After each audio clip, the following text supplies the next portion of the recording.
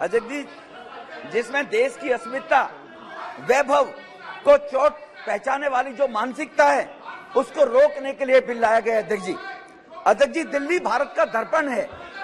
दिल्ली के अंदर जहां भारत में सभी दुनिया के देशों के दूतावास है, सभी राज्यों के यहाँ पर भवन है, दिल्ली दुनिया भर के डेलीगेट्स जो आते हैं भारत के अंदर, वो दिल्ली के अंदर भारत को देखते हैं कि दिल्ली कैसी है तो भारत वही वैसा होगा। जहां भारत को शर्मिंदगी से बचाना है, वहां इस प्रकार के बिल लाने आवश्यक होते हैं। अध्यक्ष जी, जब कोई अनारकी लोग सत्ता के ऊपर बैठ जाए। अध्यक्ष जी, हम सबने बचपन में पढ़ा है, महाभारत देखिए, उस सीरियल में एक श्लोक आता है, यदा यदा ही धर्मस्य ग्लानि भर्वति भारत अभ्युत्थानम धर्मस्य तदात्मानम सर्जाम्यहम् परित्राणाय साधूनां विनाशाय च दुष्कृताम धर्म संस्थानार्थाय संभावी युगे युगे। अध्यक्ष जी, ये महाभारत में जो कहा गया है कि जब जब धरती के ऊपर अधर्म पैदा होगा, तब तब मैं आगे आता हूं। जब जब अधर्म बढ़ता है, सज्जन लोगों की रक्षा के लिए मैं आता हूं, दुष्टों के विनाश करने के लिए मैं आता हूं, धर्म की स्थापना के लिए मैं आता हूं और युग युग में हमेशा जन्म लेता हूं। ये महाभारत में कहा गया हमारे पुराण में। अध्यक्ष जी, अब अध्यक्ष जी, ये बिल दिल्ली में पिछले 8 वर्ष से हो रहे अधर्मी सरकार के अधर्म को समाप्त करने के लिए लाया गया है। अध्यक्ष जी, महाभारत में एक चरित्र था जिसका नाम था दुर्योधन। आज दुखद है कि दिल्ली राज्य में भी उसी चरित्र का उसी नकारात्मक मानसिकता का व्यक्ति इस दिल्ली के अंदर दुर्योधन के रूप में यहाँ पर बैठा हुआ है। सर फर्क इतना है, वो दुर्योधन लंबा चौड़ा था, ये दुर्योधन थोड़ा बौना है।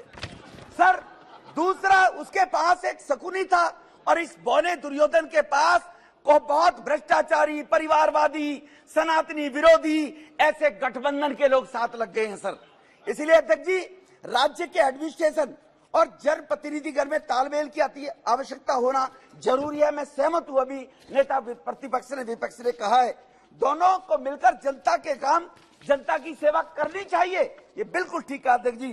परंतु जब अध्यक्ष जी छलिया, अहंकारी, भ्रष्ट, कायर जनप्रतिनिधि सत्ता में बैठ जाते हैं, तब जन सेवा में लगी व्यवस्था पक्ष को संरक्षित करना अति आवश्यक हो जाता है। अध्यक्ष जी, इस बौने दुर्योधन के चरित्र की विशेषता मैंने पहले कहा, छलिया के रूप में। अध्यक्ष जी, मैं इनकी राजनीति की यात्रा के बारे में बताता हूं, सदन को अपने आप इनका सब पता चल जाएगा। सर अध्यक्ष जी, जो मान्य सदस्य बैठे हैं, पहला चरित्र था विश्वासघात। जिन लोगों को जनमानस का एक विश्वास था, अन्ना जी जैसे लोगों को, कुमार विश्वास जैसे लोगों को, सत्ता पर बैठने के बाद उनके साथ विश्वास किया, जिनके दम पर राजनीति में आया था, ये कहकर कि पढ़े लिखे लोग होने जरूरी नहीं है, अन्ना जी भले अनपढ़ है लेकिन शासन व्यवस्था बहुत बढ़िया चलाएंगे, ये पौने दुर्योधन ने बोला था। अध्यक्ष जी, इसीलिए अध्यक्ष जी उनको धोखा दिया। दुर्योधन ने ऐसा ही विश्वासघात किया अपने चचेरे पांडव भाइयों के साथ, इन्होंने भी वही किया। इसीलिए अध्यक्ष जी, दुर्योधन ने भी छल कपट से सत्ता हथियाई। इनका छल कपट देखिए, दिल्ली वासियों के साथ झूठे वायदे करके कहा, इस बौने दुर्योधन ने, मैं पूरी दिल्ली में सीसीटीवी कैमरे लगाऊंगा। ये पता नहीं कांग्रेसी कहां ढूंढ रहे हैं सीसीटीवी कैमरे। मैं 500 स्कूल बनाऊंगा, पता नहीं इन्होंने कहा 500 स्कूल गिन लिए कांग्रेसियों ने। 500 स्कूल के साथ 20 कॉलेज बनाऊंगा, फ्री वाईफाई दिल्ली को दूंगा, दिल्ली को लंदन पेरिस बनाऊंगा, पेरिस बनाने के बाद हर घर में नल से जल दूंगा। इस छलिए ने छल कपट करके जन लोकपाल भ्रष्टाचार के खिलाफ लेकर आऊंगा, 2 लाख पब्लिक टॉयलेट बनाऊंगा, 30,000 बेड के नए अस्पताल बनाऊंगा। ये बताइए, दिल्ली में कोई गिनवाकर, आप दिल्ली देश की राजधानी में माने सांसद के रूप में सदस्य बैठे हुए, गिनवाकर बताएं और वो रिपोर्ट रखें कि उस छलिए ने जो कहा था वो कितना दिल्ली का विकास हुआ है। अहंकार अध्यक्ष जी, अहंकार में कृष्ण भगवान ने भी कहा था, बार बार दुर्योधन को कहा, पांडवों को 5 ग्राम दे दो, एक सुई की नोक की बराबर भी नहीं दूंगा, ये दुर्योधन ने बोला था। ये जनप्रतिनिधि की सेवा भाव से काम करना चाहिए था, लेकिन बौना दुर्योधन क्या कहता है, मैं दिल्ली का मालिक हूं, ना खाता ना बही, जो ये कहे वो सही। कहता मैं दिल्ली का मालिक हूं, इलीगल काम करने के लिए, अनैतिक असंवैधानिक काम करने के लिए गुंडागर्दी, दादागिरी का परिचायक बन गया। मैं उदाहरण देना चाहता हूं अध्यक्ष जी, एक एक करके दिल्ली में 1000 नई बसें लानी थी। अध्यक्ष जी, 1000 बस लानी थी, उसका दिल्ली में कैबिनेट ने अप्रूवल दे दिया। एक प्राइवेट निजी कंपनी को 2,500 करोड़ का घोटाला, बस की कीमत होगी 1 करोड़ और बस पर मेंटेनेंस में पैसा दिया जाएगा कंपनी को 3 करोड़। जब जो कमिश्नर ट्रांसपोर्ट थी उसने कहा इसके लिए डीपीआर बनाइए, टेंडर होगा, ऐसे टेंडर दिए जाते हैं क्या? उस कमिश्नर ने अगर मना कर दिया, हम कह रहे हैं आप दे दो, तो जाकर दिग्जी बुराड़ी में कमिश्नर ऑफिस में इंस्पेक्शन के बहाने से 200 आम आदमी पार्टी के गुंडे ले जाकर उस महिला अधिकारी के साथ दुर्व्यवहार किया गया, उस पर दबाव बनाया गया कि तुम जाने के बाद ये टेंडर पास कर दो। ये 2,500 का घोटाला वो करना चाहता था दिग्जी। अध्यक्ष जी, दूसरा इनका चीफ सेक्रेटरी को बुलकर अभी अधीर दादा कह रहे थे, बिल्कुल ठीक कहा, अधिकारियों के खिलाफ व्यवस्था चलाने के लोकतांत्रिक पद्धतियां होनी चाहिए, बिल्कुल ठीक कहा। लेकिन चीफ सेक्रेटरी को कहा जो हम कहें वो करो, वरना विधायकों को बुलाकर इस देश में एक एग्जाम्पल बता दो अध्यक्ष जी 38 राज्यों में कि चीफ सेक्रेटरी को अपने दफ्तर में बुलाकर विधायकों से सार्वजनिक रूप से पिटवाया जाए, उसके साथ बदतमीजी की गई, गुंडागर्दी की गई। मैं नाम नहीं लेना चाहता अध्यक्ष जी ऐसे अधिकारियों का। इसी परेशानी से होकर दिल्ली के 8 अफसरों ने एलजी साहब को चिट्ठी लिखी, अगर आप कहो तो मैं टेबल कर दूंगा या अफसरों के नाम भी ले सकता हूं, लेकिन कहते हैं अध्यक्ष जी सदन में नाम नहीं लेने चाहिए, सदस्य के तो सदस्य नहीं है। अधिकारी, 2 अधिकारियों ने तो जो सूरवीर और बदुबर बना है उनका तो नाम लेना चाहता हूं, उनके परिवार पंजाब में रहते हैं, उनको वहां टॉर्चर करने का काम किया जा रहा है उन अधिकारियों के परिवारों को। इस प्रकार की अहंकारिता, भ्रष्टाचार में इस भौने दुर्योधन ने जनता के सामने तो कहा था भ्रष्टाचार खत्म कर दूंगा, राम राज्य लेकर आऊंगा। ये दलदल है, सोनिया चोर है, लालू चोर है, डीके शिवकुमार चोर है, शरद पवार चोर है, नीतीश मुलायम सिंह चोर है, सबको चोर भ्रष्टाचारी बताया था। इसी ने बताया सर, हमने नहीं बताया, इसी ने बताया था, हमने नहीं बताया। ये सब चोर बैठे हैं सर, एक पर केजरीवाल, और बाद में इन्हीं की झूले में झूलने लगा के। इससे बड़ा छलिया क्या होगा? इन्हें जेल भेजूंगा। शीला दीक्षित के खिलाफ मेरे पास 300 पन्नों का सबूत है। मैं तो एज पर केजरीवाल बोल रहा है अध्यक्ष जी, मैं नहीं कह रहा, केजरीवाल के बयान भेजूंगा कल आपको सबको। उसके बाद इन्हीं की शीला को जेल भेज दूंगा और ये दुर्योधन जाकर उन्हीं की गोद में झूल रहा है। अध्यक्ष जी अब मैं इसके बताता हूं, भ्रष्टाचार की सूची, लीकर स्कैम किसको नहीं पता है सर? मंत्री जेल के अंदर है। हवाला स्कैम किसको नहीं पता है सर? मंत्री जेल में है। अभी अधीर दादा कह रहे थे आपके पास ईडी है, सीबीआई है, अभी कह रहे थे उनसे एक्शन कराओ। जब उनसे एक्शन कराते हैं तो तिल मिलाते हैं, जैसे ताते तय पे बैठा दिया उछलते हो आप लोग। जब सीबीआई से एक्शन नहीं कराते हैं, कानून बदलते हैं तो कह रहे हैं आप लोग कानून रद्द लेकर आ रहे हो। एक जबान पे तो ठीक है, कहिए हाउस के अंदर कि सीबीआई ईडी ठीक काम कर रही है, हिम्मत है तो फिर दोबारा भर के कर दिखाइए। सीबीआई ईडी अपना काम करती है अध्यक्ष जी। 5,000 लोगों के वो डाले थे सीबीआई ईडी ने सर, रेट डाली है, देश का 1.5 लाख करोड़ रुपया रिकवर किया है। ये 10 नेताओं के डल गया तो सीबीआई गलत कर रही है, क्योंकि यूपीए के टाइम में लाखों करोड़ रुपया हजम किया हुआ है। डर है सीबीआई वो ना इकट्ठी कर दे, कहीं मोदी साहब ये ना कह दे वो 2.5 लाख करोड़ रुपया भी लेकर आओ जो 12 लाख जरूर कमाने अभी गृह मंत्री जी ने हवाला दिया था। सवार स्कूल रूम बनाने का, कंस्ट्रक्शन का, कमरों का घोटाला, जल बोर्ड के अंदर 8 साल तक जल बोर्ड का ऑडिट नहीं हुआ सर। जल बोर्ड आज लाखों करोड़ के घाटे में चल रहा है। ये शासन दिल्ली का चल रहा है। बिजली के अंदर बिजली कंपनियों ने दावा किया कि हमारा 26,000 करोड़ रुपया चाहिए, बिजली कंपनियों की पेमेंट नहीं हो रही। मैं वकालत नहीं कर रहा कंपनियों की, वो भी लुटेरे, लेकिन किसके नीचे? पहले शीला दीक्षित लुटेरी थी, अब ये बौना दुर्योधन लुटेरा आ गया। इसीलिए मैं आपको बताना चाहता हूं, उस 26,000 करोड़ की सर कर दो, स्पष्ट कर दो सर, उस 26,000 करोड़ की लेनदारी के लिए कंपनियां एप्टल कोर्ट में गई। एप्टल कोर्ट ने फेवर में दिया कंपनियों के लिए कि इसका पैसा लौटाए सरकार। 26,000 करोड़ का मतलब है सर, दिल्ली सरकार का बजट 68,000 करोड़ है, 1/3। क्या होगा जब ये छोड़कर बोला दुर्योधन भागेगा? उन कंपनियों के पैसे को कौन भगाएगा? ये कंपनी छोड़कर भाग गई, दिल्ली अंधेरे में हो जाएगी सर, कौन संभालेगा? प्राइवेट कंपनी है। तो उसके खिलाफ ये करोड़ों रुपए का वकील करके बोला दुर्योधन, करोड़ों रुपए का वकील करके सुप्रीम कोर्ट गया है एप्टल कोर्ट के खिलाफ। कि डीटीसी का स्कैम आपके सामने है सर। पीडब्ल्यूडी के अंदर जो कहता था मुलायम सिंह यादव परिवारवादी है, लालू परिवारवादी है, अपने साडू को 10 करोड़ का ठेका विदाउट डीपीआर टेंडर के दिलवाया। साडू ने बेचारे ने शर्म के मारे आत्महत्या कर ली और उसका बेटा जेल गया। सर ये शायद देश नहीं जानता होगा इस बात को लेकर। इसलिए सर थैंक यू सर। इसलिए आप नेताओं के परिवार के लोगों को लालू परिवारवाद, मुलायम सिंह परिवारवाद, सोनिया जी परिवारवाद, वो सब उसी के पिछले को बने में सारे के सारे लोग ही। पता नहीं क्या मजबूरी है, पर कुछ तो मजबूरियां रही होंगी, यूं ही कोई बेवफा नहीं होता। इसलिए कहीं ना कहीं इनकी मजबूरियां हैं।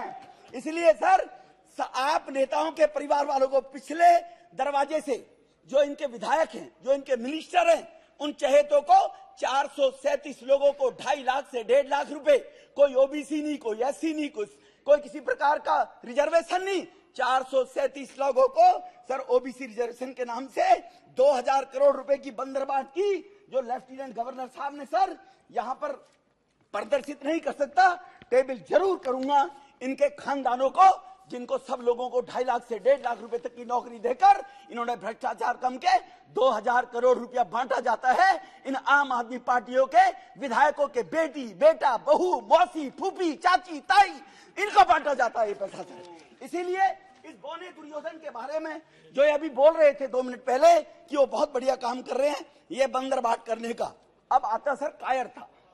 दुर्योधन कायर था सर, लड़ाई नहीं लड़ सकता था, चाले फेंकता था सुकनी के माध्यम से। दुनिया में कोई मुख्यमंत्री है, भारत में कोई मुख्यमंत्री है जिसके पास एक भी विभाग नहीं है? इसके पास विभाग कोई नहीं है। इतना कायर है, साइन कराएगा अफसरों से। अफसर क्यों साइन करेंगे जी मरने के लिए? मुख्यमंत्री क्यों नहीं करेगा?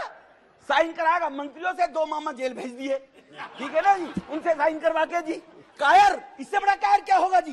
कोई जिम्मेवारी जो आदमी नहीं लेता हो, परिवार का कोई सदस्य जिम्मेवारी से भगे, तो उससे बड़ा नालायक परिवार का मुखिया नहीं होता है क्या सर? कि परिवार की जिम्मेवारी लेने के लोग जिम्मेवार ना हो, तो इससे बड़ा कायर क्या होगा? ऐसा कायर व्यक्ति अगर दिल्ली की गद्दी पर बैठेगा तो दिल्ली सर देश की राजधानी है सर 2G स्पेक्ट्रम के मैच गेम वो चल रहे हैं सर। तो इसीलिए सर 2G स्पेक्ट्रम के दौरान अगर भारत की अस्मिता लुटेगी, अगर भारत की अस्मिता लुटेगी तो भारत बदनाम होगा, क्योंकि इनकी एक मंत्री विदेश में भी गई, एजुकेशन एक प्राइवेट प्रोफेसर की कॉल पर गई थी और यहाँ मैसेज दिया, मुझे कैम्ब्रिज ने बुलाया, यूनिवर्सिटी ने, एक प्राइवेट प्रोफेसर ने बुलाया था, और वहां जाकर कहती है इसकी मंत्री, राहुल बाबा की तरह की दिल्ली में 5000 करोड़ लोग भूखे सोते हैं, पता नहीं अफीम पंजाब से अफीम खाकर सोते हैं क्या? अरे 80 करोड़ लोगों को तो मुफ्त खाना दिया जा रहा मोदी जी के माध्यम से 3 साल से। वो कह रहे 5 करोड़ रुपया, 5 करोड़ लोग भूखे सोते हैं, 25 करोड़ लोगों पे मकान नहीं है। इसीलिए ये भी एक रफूगर है सर, इसके भी मामा फूफी को लगा दिया होगा कहीं, इसकी भी मामा फूफी को दे दी होगी नौकरी कहीं न कहीं ले जाकर। तो सर ये आपको अवसर मिलेगा, आपको अवसर मिलेगा तो बोलिएगा प्लीज। अभी अपनी आपको अवसर मिलेगा। नाम देता हूं सर, ऑन रिकॉर्ड में कहता हूं, नकारात्मक सोचकर शिक्षा की राजनीति करने वाला व्यक्ति। भाटी के अंदर कॉलेज खुलना था, 8 एकड़ जमीन चाहिए थी, डीएम बोलती है इनकी, डीएम बोलती है बोलो विधुड़ी से जमीन ले ले। डीएम ने कहा सर विधुड़ी अपने घर के लिए नहीं मांग रहा, दिल्ली विश्वविद्यालय का कॉलेज खुलेगा। उन्होंने मिनट्स में लिखा है सर, डीएम ने मिनट्स में लिख के चली गई कि विधुड़ी जी वो जमीन नहीं देने वाले हैं। ऑनरेबल लेफ्टिनेंट लैंड उनके पास थी, ऑनरेबल लेफ्टिनेंट गवर्नर ने कितना भागना पड़ा, पहले उस लैंड को अर्बनाइज कराना पड़ा एसडी साहब को, तब वहां जमीन दी। क्या गरीब के बच्चों के पढ़ने के लिए, बच्चों के लिए कॉलेज नहीं होना चाहिए दिल्ली के अंदर? इसने कहा 20 कॉलेज खोलूंगा, और नकारात्मक सोच के कारण एक कॉलेज की भी इजाजत नहीं दी। इसलिए सर मैं बता देना चाहता हूं इनको, जिस सुप्रीम कोर्ट का रोना रो रहे हैं, ऑनरेबल सुप्रीम कोर्ट ने कहा था, अभी बड़ी सुप्रीम कोर्ट की तारीफ वाहवाही कर रहे थे, ऑनरेबल सुप्रीम कोर्ट ने कहा कि तुम्हारे पास 13,000 करोड़ रुपया एडवर्टाइजमेंट के तो हैं, लेकिन रैपिड रेल के लिए 450 करोड़ नहीं है कि दिल्ली में मेरठ तक, दिल्ली में गाजियाबाद तक रैपिड रेल का संचालन हो। ये किसने टिप्पणी की है सर? ये ऑनरेबल सुप्रीम कोर्ट ने की है। तो सुप्रीम कोर्ट की ये बात भी तुम्हें याद करनी चाहिए और बतानी चाहिए, इस बौने दुर्योधन ने 13,000 करोड़ रुपया एडवर्टाइजमेंट पर प्रचार प्रसार में तो लगा दिया, लेकिन 4.5 करोड़ रुपया रैपिड रेल के लिए, डीपीआर के लिए बौने दुर्योधन ने नहीं दिया सर। इसलिए सर आयुष्मान योजना रोककर 2018 में योजना दिल्ली में नकारात्मक सोच सर, पूरी देश में गरीबों की, बीजू पटनायक जी ने अपनी योजना चला रखी है, सबने चला रखी है, लेकिन दिल्ली के अंदर गरीब का बेटा गरीब की मां बहन बहू बगैर इलाज के जीवन को ना खो दे, वो दिल्ली के लोगों को आयुष्मान भारत योजना आज तक इस बौने दुर्योधन ने लागू नहीं की। अरे दिल्ली वासी ने तुझे मुख्यमंत्री बनाया है। अरे तेरी दुश्मनी बीजेपी से हो सकती है, लेकिन दिल्ली के 2.5 करोड़ से तेरी क्या दुश्मनी है? आयुष्मान भारत योजना क्योंकि मोदी साहब लेकर आए गरीबों के लिए, वो आज तक लागू नहीं की सर। इसलिए मैं नकारात्मक सोच की बात बता रहा हूं सर। इसलिए सर मैं अपनी बात यहीं पर खत्म करने से पहले आपसे निवेदन करना चाहता हूं कि इसी बौने दुर्योधन के अंदर, थैंक यू, पानी की व्यवस्था, इसी उनके सहयोगी पानी की व्यवस्था कर रहे हैं। इसी बौने दुर्योधन ने 26 जनवरी को देश के रिपब्लिक डे पर बाहर का विदेश से डेलीगेट आता है, और यही बौना दुर्योधन 26 जनवरी को राजपथ पर धरने पर बैठ गया था सर। मुख्यमंत्री धरने पर बैठते हैं, ये संविधान की बात कर रहे हैं। ये पूछिए एक बार कल केजरीवाल से जाकर कि देश बड़ा है या बौना दुर्योधन बड़ा है, देश के अस्मिता से बात जाकर ये पूछना चाहिए इन लोगों को सर। तो इसलिए 26 जनवरी को इनके लंदन में, जो मैंने पहले कहा, जो लंदन में जाकर भाषण दिया, इसलिए अध्यक्ष जी अभी अधीर दादा बोल रहे थे, इनकी बात का जवाब देना चाहता हूं कि अगर जवाहरलाल नेहरू ने बहुत अच्छा किया था, मणिपुर क्यों जल रहा था? 1993 में इसी मणिपुर में 9 महीने तक दंगे हुए और 750 लोगों की हत्याएं हुई, और तुम्हारा गृह मंत्री, तुम्हारा प्रधानमंत्री झांका भी नहीं, और हमारे ऑनरेबल गृह मंत्री साहब ने 2 महीने में दंगों को रोककर ये संदेश दे दिया देश में ऐसा अब नहीं चलेगा। आपने जो मणिपुर के बारे में बोला था, क्या कश्मीर की माता बहनों का दर्द याद नहीं है? ये कौन लेकर आया था? कौन देश को चला रहा था? नेहरू जी, पंडित जी ही चला रहे थे। कश्मीर के अंदर कितने बेघर हिंदुओं को बेघर कर दिया, कितनी माता बहनों की अस्मिताएं लूटी गई, ये किसने किया? ये नेहरू जी के कारण देश बर्बाद हुआ। अधीर दादा, मणिपुर की 250-150 मौतें नहीं होनी चाहिए थी शर्म के, लेकिन 750 भी हुई, तो तुम्हारे कांग्रेस के राज में हुई, उसका जवाब तुम्हें